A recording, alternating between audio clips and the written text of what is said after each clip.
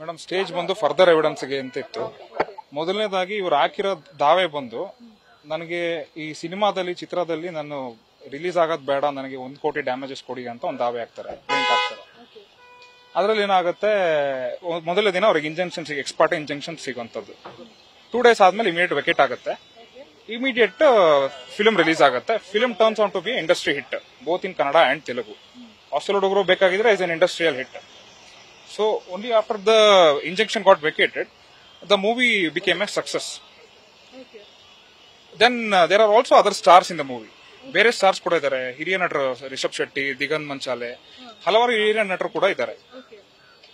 ಆಮೇಲೆ ಇವ್ರೇನ್ ಮಾಡ್ತಾರೆ, ಈಗ ಏನ್ 1 ಕೋಟಿ ಕೇಳಿದಾರಲ್ಲ, ಆ 1 ಕೋಟಿ ಕೇಳಿ ಇಲ್ಲ ಡ್ಯಾಮೇಜಸ್ ಅದ್ರ ಮೇಲೆ ನಿಲ್ಲೋದಿಲ್ಲ, ಒಂದು ಅರ್ಜಿ ಮೇಲೆ ಅರ್ಜಿ ಹಾಕ್ತಾರೆ. ಅರ್ಜಿ ಮೇಲೆ ಅರ್ಜಿ ಒಂದು 15, ಇಲ್ಲಿವರೆಗೂ ಒಂದು 13ರಿಂದ 15 ಅರ್ಜಿ ಹಾಕ್ತಾರೆ.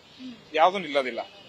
ತಿರ್ಗಾ ಬಂದು ನಾನು ಇಲ್ಲ 1 ಕೋಟಿ ಬೇಡ, ನನಗೆ ಅಮೆಂಡ್ ಮಾಡ್ತಾರೆ. ಹಾಕಿರೋ ದಾವೆನ ಮಾಡಿಫೈ ಮಾಡ್ತಾರೆ. ಮಾಡಿಫೈ ಮಾಡ್ಬಿಟ್ಟು ಏನ್ ಹೇಳ್ತಾರೆ, ನನಗೆ 1 ಕೋಟಿ ಬೇಡ, ಆಸ್ ಪರ್ ಅಗ್ರಿಮೆಂಟ್ ನನ್ಗಿಷ್ಟು ಬರೋದಿದೆ ಅಂತ ಹೇಳಿ ಅಷ್ಟು ಒಂದು ಅರ್ಜಿ ಹಾಕ್ತಾರೆ.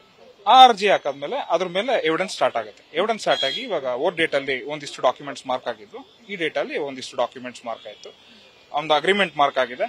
ಅಗ್ರಿಮೆಂಟ್ ಪ್ಲಸ್ ಒಂದಿಷ್ಟು ಸ್ಕ್ರೀನ್ ಶಾಟ್ಸ್ ಆಫ್ ಯೂಟ್ಯೂಬ್ ಎಲ್ಲ ಮಾರ್ಕ್ ಆಗಿದೆ.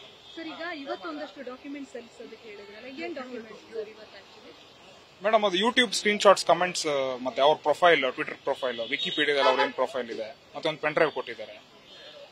ಅಷ್ಟು ಡಾಕ್ಯುಮೆಂಟ್ಸ್ ಮಾರ್ಕ್ ಆಗಿದೆ. ತಿರ್ಗಾ ಕೋರ್ಟ್ ಇನ್ನೊಂದಿಷ್ಟು ಡಾಕ್ಯುಮೆಂಟ್ಸ್ ಮಾರ್ಕ್ ಮಾಡಬೇಕು ಅಂತ ಅದರ್ ಸೈಡ್ ಹೇಳಿದ್ದಾರೆ. ಸೊ ತಿರ್ಗಾ ಅವ್ರು ಬರಬೇಕಾಗುತ್ತೆ. ನ್ಯೂಸ್ ಫಸ್ಟ್, ನಿರ್ಭೀತಿಯಿಂದ ನಿಮ್ಮ ಪರವಾಗಿ.